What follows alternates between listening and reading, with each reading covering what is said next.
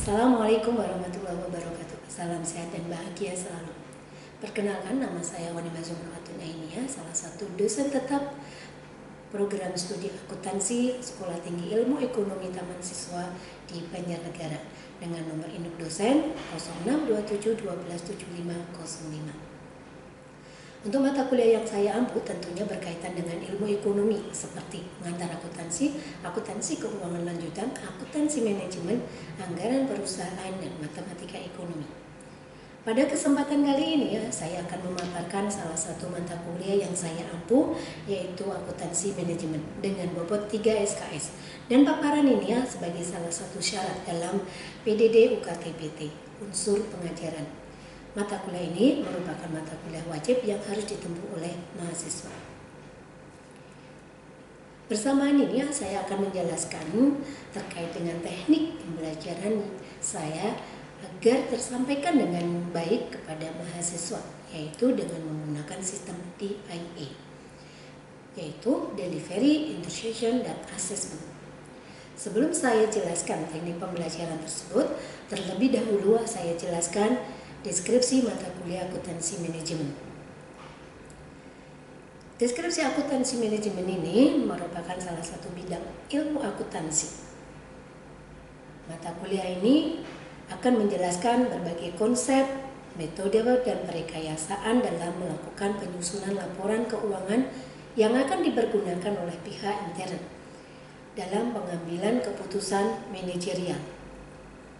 Untuk capaian pembelajaran, mahasiswa diharapkan mampu mengimplementasikan alokasi biaya dan penyusunan akuntansi manajemen. Mahasiswa mampu mendesain dan mengembangkan aplikasi yang dapat menyusun laporan akuntansi manajemen dengan memanfaatkan fasilitas finansial modeling. Mahasiswa mampu menyesuaikan diri dengan perubahan kebutuhan akan informasi keuangan di masyarakat untuk meningkatkan kinerja organisasi. Adapun kajian inti daripada mata kuliah akuntansi manajemen dapat dilihat di sini. Yang pertama adalah ada konsep dasar akuntansi manajemen dan tujuan akuntansi. Pembebanan biaya, perilaku biaya aktivitas, kalkulasi biaya pesanan, kalkulasi biaya proses, sistem manajemen biaya, dan activity based costing. Penganggaran untuk perencanaan pengendalian, alat pengendali manajerial, dan manajemen berbasis ABM atau Activity Based Management. Setelah kita mengetahui deskripsi mata kuliah, capaian pembelajaran, saya akan menyampaikan teknik pembelajaran dengan menggunakan DIA. Untuk yang pertama adalah delivery. Bagaimana mata kuliah ini dapat tersampaikan dengan baik kepada mahasiswa? Di sini saya menggunakan beberapa textbooks. Di antaranya ada Kris Miyaji dan Y. Ani Aryani dan Komarudin Ahmad.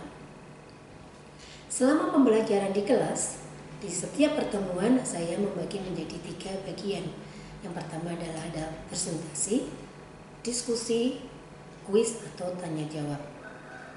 Di kuis atau tanya jawab ini, pertanyaan bisa berasal dari dosen, bisa juga dari mahasiswa.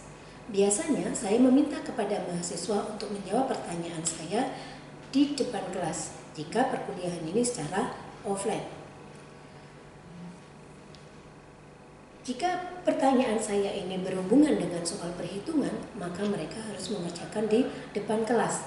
Hal ini akan menjadikan mahasiswa lebih bersemangat dalam belajar karena langsung melihat cara penyelesaian soal di papan tulis.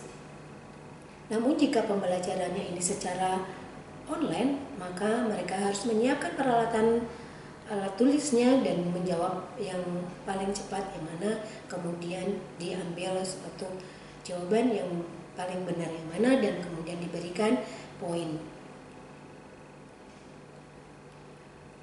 Di setiap akhir perkuliahan saya memberi tugas. Hasil dari tugas, jika ada yang kesulitan, akan dibahas pada awal pertemuan berikutnya. Teknik yang kedua yaitu interaksi. Interaksi dengan mahasiswa, diantaranya saya menggunakan beberapa media. Yang pertama adalah Zoom Meeting untuk mendukung pembelajaran secara online. Yang kedua yaitu ada Google Classroom untuk share materi, pengumpulan tugas, dan diskusi di kolom yang tersedia. WhatsApp Group. Untuk WhatsApp Group saya menggunakannya untuk berdiskusi terkait materi pembelajaran ataupun kendala-kendala selama pembelajaran.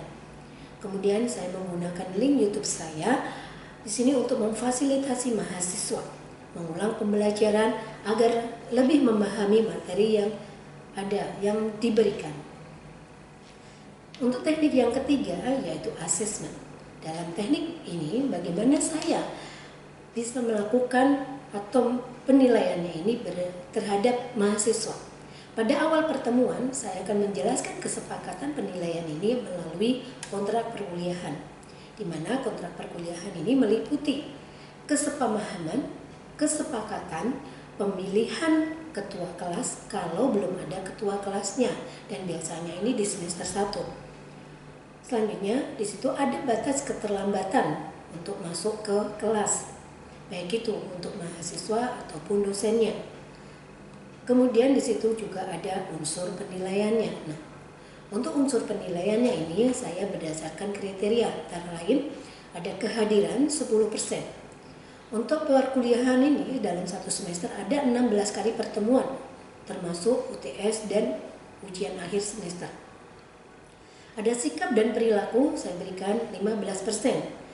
Yang dinilai dalam sikap dan perilaku ini antara lain ada cara berpakaian, tutur kata, dan juga kesopanan. Untuk tugas saya berikan 20%. Dan untuk UTS ada 25%, serta ujian akhir semester ada 30%. Untuk reward atau nilai plus bagi mahasiswa didapatkan dari mahasiswa yang aktif di kelas. Keaktifan ini seperti menjawab soal atau latihan di kelas dengan ataupun juga bisa menanggapi jika ada mahasiswa yang bertanya, kemudian dia akan menjawabnya. Dengan menjawab, maka dia akan mendapatkan nilai plus dengan tujuan agar mahasiswa bersemangat aktif dalam kelas. Selanjutnya, saya akan menampilkan proses pembelajaran mata kuliah akuntansi manajemen dengan pokok bahasan manajemen biaya dan activity based costing. Bismillahirrahmanirrahim. Assalamualaikum warahmatullahi wabarakatuh. Waalaikumsalam warahmatullahi wabarakatuh. Selamat pagi menjelang siang rekan-rekan mahasiswa untuk semuanya yang saya cintai, yang saya banggakan. Semoga semuanya dalam keadaan sehat walafiat. Untuk perkuliahan kita di akuntansi manajemen, ya, perkuliahan yang ke-9 ini ya, kita akan belajar tentang activity based costing. Seperti biasanya di pertemuan-pertemuan sebelumnya, saya akan mengulas di pertemuan yang lalu ya. Di pertemuan yang lalu kita belajar tentang biaya, ya, pengelompokan biaya. Mungkin rekan-rekan semuanya masih ada yang ingat ya. Saya harapkan begitu semuanya untuk bisa mengingat di pertemuan minggu yang lalu, yaitu tentang adanya pengelompokan biaya. Bahwa biaya itu dikelompokkan menjadi 2 macam. Ya, kalau macam-macamnya biaya itu banyak, tapi biaya itu dikelompokkan menjadi 2 macam. Ya, ada biaya produksi dan juga biaya non produksi. Biaya produksi itu ya adalah biaya yang digunakan oleh perusahaan, yang digunakan perusahaan ini untuk melakukan suatu proses menjadikan wujud dari produk. Nah, produk ini bisa berupa barang atau jasa. Nah, biaya produksi ini sebenarnya ada 3 macam, ya. Ada biaya bahan baku, biaya tenaga kerja, dan biaya overhead pabrik. Ada lagi namanya biaya non produksi. Biaya non produksi ini biaya yang digunakan oleh perusahaan setelah produk ini jadi, setelah produk siap dipasarkan, yaitu ada biaya pemasaran dan ada biaya administrasi umum.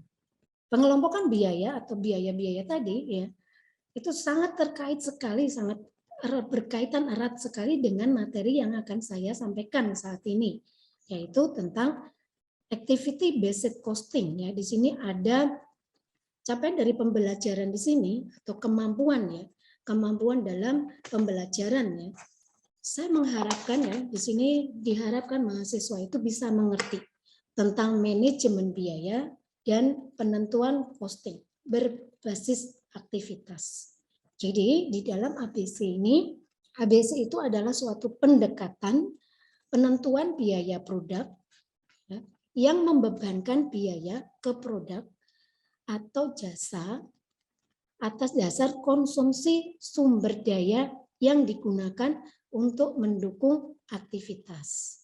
Nah, dari definisi ini ya dapat kita diartikan ya bahwa di dalam ABC itu akan membebankan biaya per unit berdasarkan berbagai aktivitas dan juga di situ ada sumber daya yang terlibat dalam aktivitas ini. Jadi dalam suatu kegiatan itu ada berbagai macam aktivitas. Nah, aktivitas ini harusnya ya ada pembagian-pembagian atau namanya sumber daya.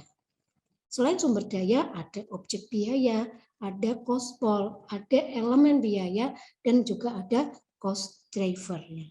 Misalnya ya saya akan kasih para permisalan dalam pengerjaan suatu barang ya dia perusahaan yang membuat kursi ya. Contohnya nih ada yang perusahaan ini membuat kursi. Nah, di dalam pembuatan kursi pastinya ya dipastikan ini ada berapa jam tenaga kerja ini bekerja, berapa jam atau berapa jam digunakan oleh tenaga kerja ini untuk menciptakan satu buah kursi. Tadi ngomongin berapa jam tenaga kerja, berapa jam yang banyaknya yang digunakan para tenaga kerja untuk mendapatkan satu kursi. Dan kemudian 1 jamnya itu dihargai berapa rupiah, tinggal mengalihkan saja. Kalau di situ karyawannya ada 10, ya, kemudian satu karyawan mengerjakan satu jamnya itu satu kursi, gitu ya, maka bisa dikalikan 10 kali 1, kemudian berapa rupiahnya dinilainya. Gitu. Kalau dia dapatkan satu kursi harganya dinilai sekian rupiah, ya tinggal dikalikan aja dan bisa dijumlahkan. Ada lagi. Di dalam setiap pengerjaan kursi ini, membuat satu kursi, pastinya ada beberapa aktivitas. Ya, ini udah ada kayunya gitu ya. Kemudian kayu gelondongan ini akan dibuat seperti apa? Artinya, untuk membuat satu kursi butuh pengerjaan, gitu pengerjaannya. Misalnya yang pertama, artinya kalau ngomongin ada pengerjaan, berarti di situ ada sumber daya. Sumber daya yang pertama adalah jam pertama. Ya, jam pertama ini adalah kayu ini harus digergaji, harus dipotong. Ya, harus digergaji. Untuk menggergaji kayu dibutuhkan alat untuk menggergaji. Artinya perusahaan harus menyiapkan uang ya atau biaya ini tadi untuk membeli alat gergaji. Nah, lain halnya kalau perusahaan ini sudah memiliki alat gergajinya udah banyak, pastinya perusahaan juga tetap mengeluarkan biaya. Biaya apa tuh? Untuk perawatan gergaji ini tadi. Jadi ada biaya perawatan peralatan. Ya, karena kayu ini harus dipotong-potong, harus digergaji. Kalau udah dipotong-potong, udah digergaji nih. Ada lagi tahapan berikutnya, sumber daya yang lainnya, yaitu jam yang kedua. Yang kedua tadi, kayu ini tadi harus dihaluskan. Untuk penghalusan ini, artinya perusahaan juga membutuhkan alat untuk menghaluskan kayu. Menghaluskan kayu seperti apa? Perusahaan harus mempunyai peralatan ini, mungkin dengan amplas, ya, yang bisa menghaluskan kayunya, atau mungkin dengan dempul. Di dalam ABC ada aktivitas, yaitu kegiatan yang dilakukan dalam suatu organisasi yang berguna untuk tujuan penentuan biaya itu berdasarkan aktivitas yang dilakukan. Nah, ini ya, kegiatan yang dilakukan dalam suatu organisasi berguna untuk tujuan penentuan biaya. Jadi kita harus tahu apakah di perusahaan ini pastinya ada berbagai aktivitas. Nah, tergantung nih perusahaan seperti apa. Kalau dikatakan perusahaan ini masih kecil, aktivitasnya sedikit, maka untuk penentuan atau penerapan ABC ini kurang pas, gitu ya. Nah, seperti apa? Nah, nanti akan kita bahas lebih lanjut lagi. Yang jelas di situ akan banyak aktivitas. Yang kedua ada sumber daya. Di dalam sumber daya ya merupakan suatu unsur yang dibebankan atau digunakan dalam pelaksanaan suatu aktivitas. Unsur-unsur ini seperti ada gaji. Gaji ini kan wajib ya dikeluarkan oleh perusahaan. Kemudian ada bahan yang bisa menjadikan sumber daya. Nah, sumber daya yang digunakan untuk suatu aktivitas tadi diingatkan lagi kembali ke biaya produksi. Ada bahan baku, kemudian ada overhead. Kalau kita melihat dari aktivitas dan sumber daya, di sini tujuan penentuan biaya berdasarkan aktivitas yang dilakukan. Artinya, perusahaan dalam bulan ini bisa berubah-ubah aktivitasnya. Kalau tadi yang kita contohkan adalah perusahaan yang membuat kursi. Perusahaan yang membuat kursi. Bisa saja aktivitas ini di setiap bulannya berubah-berubah. Misalnya nih, di bulan ini perusahaan akan menyetop pembuatan kursi karena persediaan kursi di gudang sangat banyak dalam satu bulan ini. Mungkin artinya untuk produksi kursi ini akan di-stop. Produksi karena tadi stoknya udah banyak gitu ya. Nah, tetapi di sini perusahaan akan menambah aktivitas. Aktivitasnya di mana? Ya, karena tadi udah di-stop ya. Artinya untuk produksinya perusahaan tetap akan membeli kayu. Kemudian yang selanjutnya ada istilah objek biaya. Objek biaya ini adalah bentuk akhir di mana pengukuran biaya itu diperlukan. Nah, misalnya nih, karena tadi yang ngomongin objek biaya ya, karena tadi kursi-kursi ini sudah ada di gudang, ya, yang dibutuhkan adalah apa? Oh, pelanggannya udah ada belum? Sebaiknya perusahaan selalu menambah jumlah banyaknya pelanggan. Cost driver di sini adalah faktor-faktor yang menyebabkan perubahan biaya aktivitas. Juga merupakan faktor yang dapat diukur ya untuk pembebanan biaya ke aktivitas lainnya ya. Nah, cost driver ini nanti akan kita pelajari ternyata cost driver ini macam-macam untuk perusahaan satu dengan perusahaan yang lainnya. Ini beda-beda ya antara perusahaan yang menjual barang dengan perusahaan yang menjual jasa. Cost drivernya beda-beda. Nah, kalau ada di situ ada hotel, ada rumah sakit, ada perusahaan konveksi, maka aktivitasnya juga beda-beda, penghitungannya juga beda-beda. Ya, untuk menentukan besarnya tenaga kerja, biaya tenaga kerja atau gaji juga berbeda-beda. Sebelum saya lanjutkan ke slide berikutnya, apakah ada pertanyaan dari rekan-rekan mahasiswa? Mohon izin Bu, saya Devi ingin bertanya. Ya, silakan Mbak Devi. Tadi kan sudah dijelaskan ya Bu bahwa ABC itu kan definisinya pendekatan biaya produk yang membebankan biaya produk atau jasa atas dasar konsumsi sumber daya yang digunakan untuk mendukung aktivitas. Tapi saya masih kurang paham kapan sih Bu sistem dari ABC ini digunakan? Apakah sebelum dilakukannya produksi atau memang ini sudah setelah produksi sebagai bahan evaluasi seperti itu? Terima kasih Bu. Jadi di ABC ini memang sangat penting sekali kita biar tahu perusahaan-perusahaan mana yang menggunakan atau bisa diterapkannya sistem ABC ini gitu ya. Pertanyaan David tadi intinya kapan sistem ABC ini diterapkan atau digunakan oleh perusahaan ya. Pada saat perusahaan itu mempunyai banyak aktivitas ya. Perusahaan ini harus mempunyai banyak aktivitas. Kalau perusahaan ini sedikit aktivitasnya, misalnya yang bekerja hanya bisa dihitung ya karena perusahaannya masih kecil gitu ya. Nah, ini tidak bisa dikatakan bisa atau diterapkannya sistem ABC ini. Jadi kalau dia perusahaan ini sudah banyak aktivitas seperti apa? Tadi sudah saya singgung, ada rumah sakit, ada hotel, ya. Kemudian ada perusahaan go public. Ya, perusahaan go public itu sangat banyak sekali aktivitasnya. Karena banyak sekali aktivitas dan perusahaan ini harus mendapatkan ya laporan keuangan atau penentuan biaya-biaya yang pas dan akurat, dia setidaknya perusahaan ini harus bisa mencoba bagaimana ABC ini diterapkan di perusahaannya. Karena apa? Di dalam ABC sistem ini, ya dia akan menghasilkan perhitungan cost produk yang lebih akurat dan juga membantu perusahaan dalam mengelola keunggulan yang kompetitif, kemudian kekuatan dan kelemahan perusahaan secara efisien, karena ABC itu akan menghitung biaya yang ada pekerjaannya. Kalau tidak ada pekerjaannya, tidak ada aktivitas, maka tidak bisa diterapkannya ABC ini.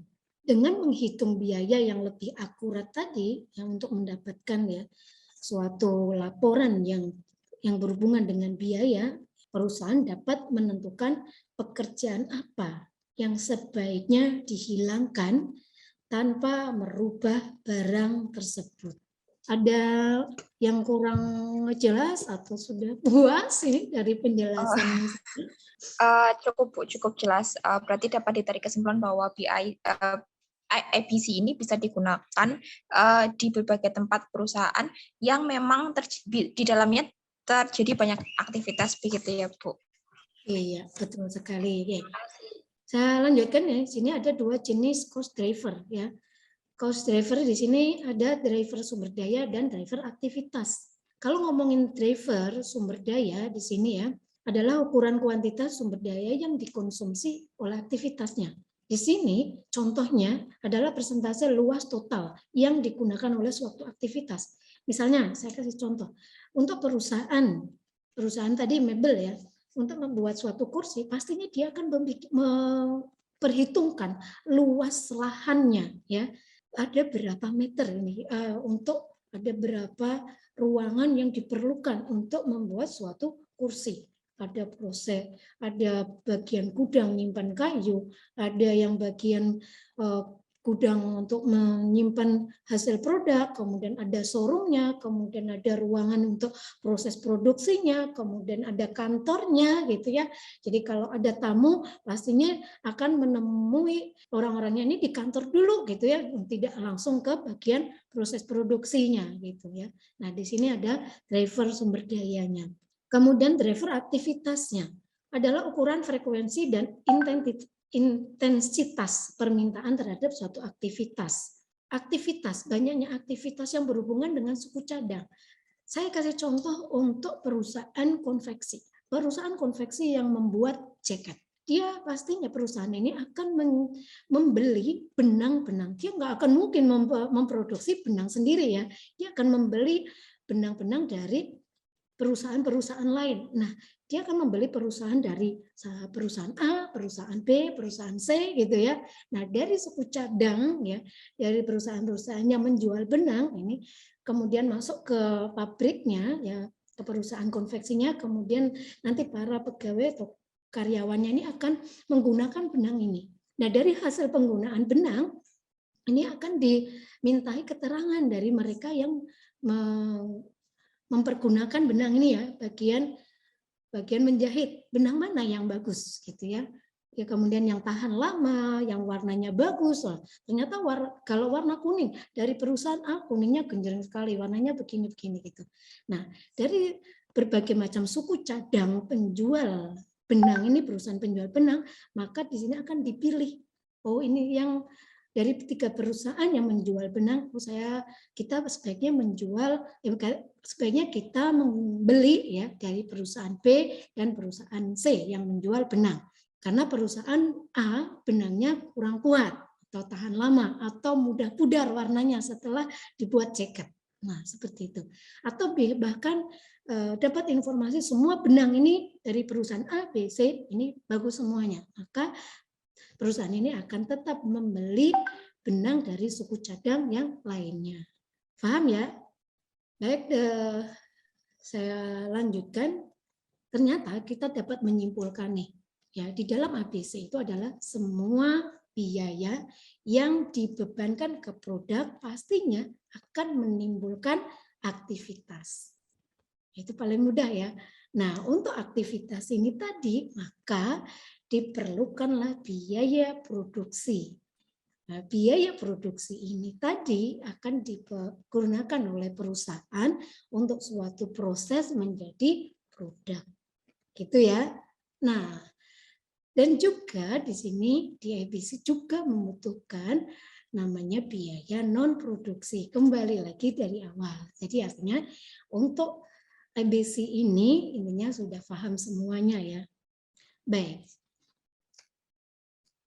Ini sudah paham semuanya untuk ABC ya? Apakah ada pertanyaan berikutnya?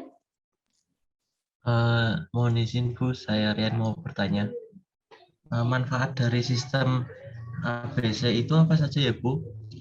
Pertanyaan dari Stefania Rian Deni ya. Manfaat dari sistem ABC. Manfaat dari penggunaan ABC. Yang pertama, bahwa ABC ini tadi adalah dia akan menyajikan biaya yang lebih akurat dan informatif. Gitu ya. Karena dengan biaya-biaya yang akurat ini didapatkan dari mana? Didapatkan dari pada bagian manajemen biaya, gitu ya, dari departemen produksi melaporkan bahwa stok sudah cukup banyak. Dengan informasi-informasi seperti ini ya, ini akan menjadikan bagian manajemen ya, manajernya ini akan mengolah ya informasi-informasi dari para departemen ini. Sehingga biaya yang akan disajikan untuk bulan berikutnya ini sudah lebih akurat tentang biaya yang dipicu oleh aktivitas itu. Nah, biaya yang dipicu oleh aktivitas tadi itu ada berbagai macam tadi ya. Nah, itu tadi udah paham ya. Begitu Mas Rian. Mungkin ada sanggahan atau tambahan pertanyaan? Ya, itu adalah pertemuan untuk kali ini. Semoga apa yang kita pelajari hari ini bisa diterima dengan baik dan bisa bermanfaat untuk kita semuanya. Mohon nanti kalau ada pertanyaan berikutnya ya, nanti bisa melalui grup WhatsApp atau menggunakan Google Classroom ya. Pertanyaan berikutnya bisa disampaikan di sana karena di sini waktunya sudah habis begitu ya. Saya akhiri perkuliahan kali ini. Terima kasih dan wassalamualaikum warahmatullahi wabarakatuh. Waalaikumsalam warahmatullahi wabarakatuh. Baik, itu adalah penjelasan serta cuplikan pembelajaran akuntansi manajemen dengan pokok bahasan manajemen biaya dan activity based costing. Tetap semangat dan jaga selalu kesehatan. Terima kasih. Wassalamualaikum warahmatullahi wabarakatuh.